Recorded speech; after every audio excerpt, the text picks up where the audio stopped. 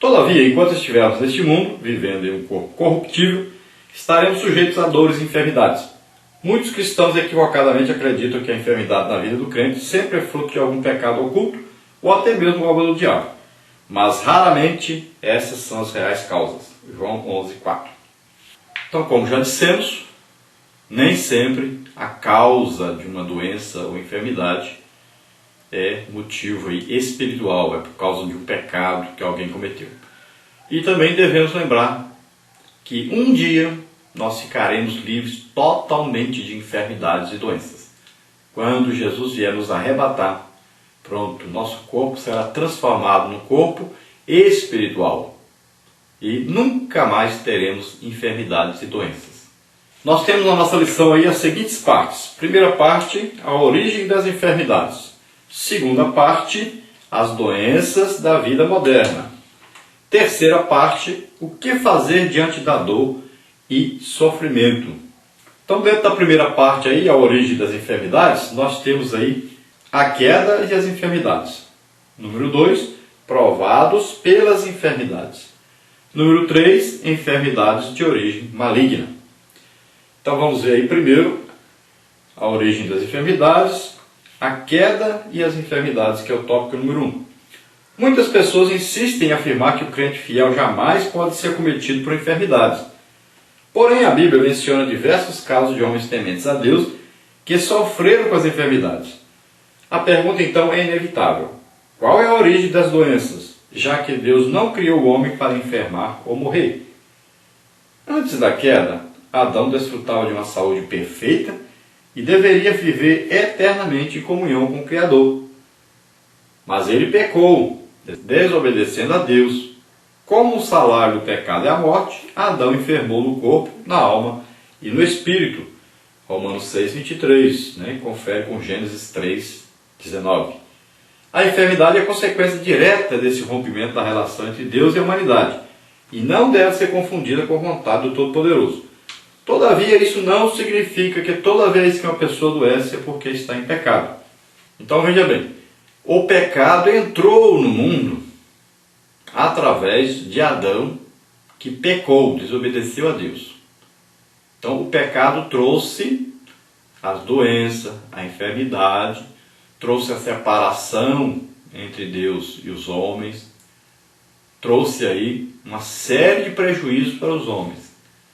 Perderam a comunhão com Deus, perderam a condição especial de viver ali no jardim do Éden, perderam a condição de viverem eternamente, a morte começou a aparecer, a maldade, todas as coisas ruins que acontecem hoje, nasceram ali através do pecado que entrou no mundo, através de Adão. Mas o homem não foi feito para isso. O homem foi feito para viver eternamente. O homem foi feito perfeito. Ele nunca deveria adoecer, nunca deveria morrer. Não precisaria trabalhar feito um doido. Não precisaria sofrer, ter angústias, não ter essas doenças que tem por aí. Nada disso. O homem não foi feito para isso.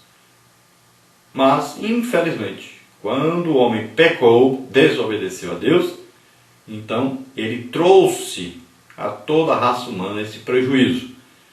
E não quer dizer que o ser humano que está na terra hoje, então peca porque Adão pecou. Ele peca voluntariamente. Tiago diz isso. Quando alguém peca, ele, a verdade, ele atendeu o desejo do seu coração, a sua própria concupiscência, seu próprio desejo, e ele peca. Então ele desobedece a Deus e, desobedecendo a Deus, ele não está mais em comunhão com Deus e o prejuízo pode ser grande em todas as áreas, na área física, emocional, espiritual.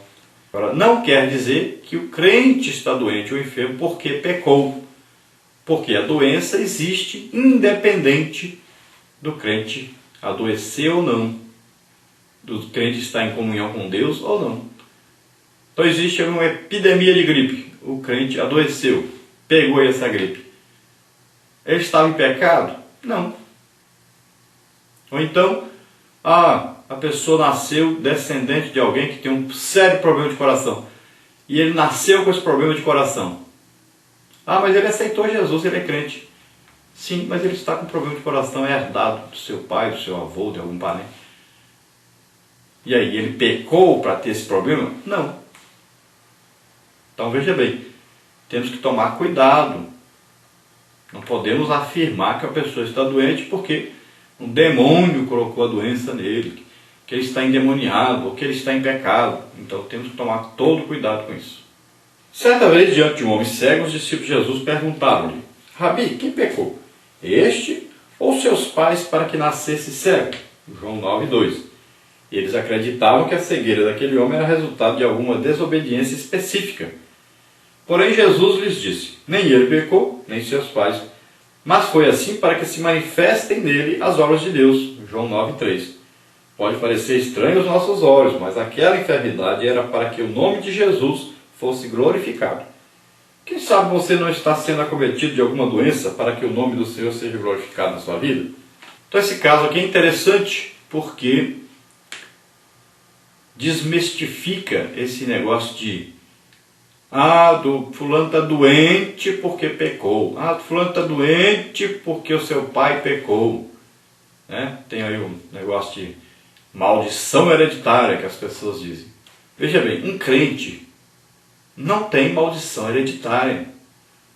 Porque Jesus diz lá em Gálatas 3,13, olha, Cristo nos resgatou da maldição da lei, fazendo-se maldição em nosso lugar, porque está escrito: maldito todo aquele que morreu no madeiro, para que a bênção de Abraão chegue até nós e para que recebamos aí a promessa do Espírito. Né? Então veja bem, quando Jesus morreu na cruz, ele levou nossas dores e enfermidades, as nossas maldições, Jesus levou sobre ele.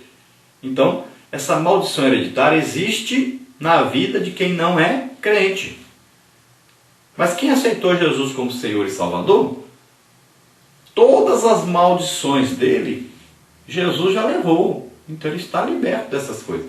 Quando a pessoa aceita Jesus como Senhor e Salvador, ele está morrendo e nascendo de novo, novo nascimento. Quem morre, as maldições que ele tinha sobre ele já foi embora, acabou. Então a nova vida não tem mais aquelas maldições do passado. Então não vá acreditar que você está aí carregando aí uma doença porque o seu pai pecou, o seu avô pecou, que sua família pecou. Não acredite nisso. Jesus já levou as suas maldições. Então pode alguém adoecer para que Deus faça um milagre e através desse milagre, desse testemunho desse crente, muitas pessoas se convertam? Pode acontecer, como é o caso aqui. Estava aquele homem cego, os discípulos pensavam: bom, Jesus está cego, é porque ele pecou, então por que os seus pais pecaram? E Jesus disse: olha, nenhum nem outro. Ele está assim para que a glória de Deus se manifeste nele. Jesus orou por aquele cego e ele voltou a ver.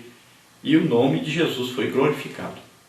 Tópico 2 aí da primeira parte: provados pelas enfermidades. Quem não quer desfrutar de uma boa saúde? Algumas enfermidades geram limitações que nos impedem até mesmo de realizarmos a obra do Senhor. Porém, o Pai Celeste permite algumas vezes que sejamos provados para que a nossa fé cresça mediante uma maior experiência e comunhão com Ele. O corpo pode estar debilitado pela doença, mas o espírito, como resultado da confiança em Deus, está forte. Na Bíblia temos muitos exemplos de homens fiéis que foram acometidos por enfermidades. Veja aí o rei Ezequias, 2 de Reis 20, de 1 a 11, Jó 1, de 1 a 22, Timóteo, veja aí 1 Timóteo 5, 23. Então, nos momentos de dor e aflição, corra para os braços do Pai Celeste. Muitos pensam que chorar é sinal de fraqueza, mas não o é. Chore e coloque diante do Senhor toda a sua dor e sofrimento. 1 de Pedro 5, 7.